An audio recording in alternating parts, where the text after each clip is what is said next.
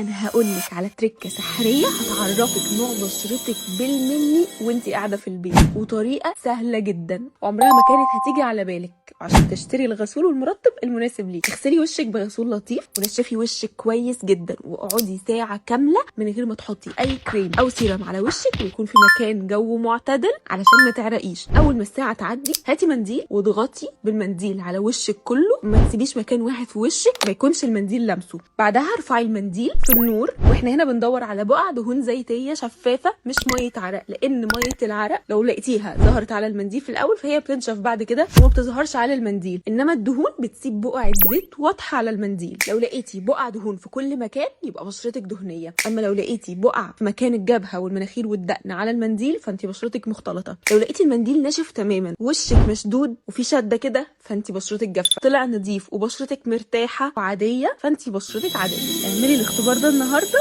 عشان تكوني دايما كيكه. تابعي الفيديو هنا علشان نفهم كيمياء بشرتنا صح ونوفر فلوسنا.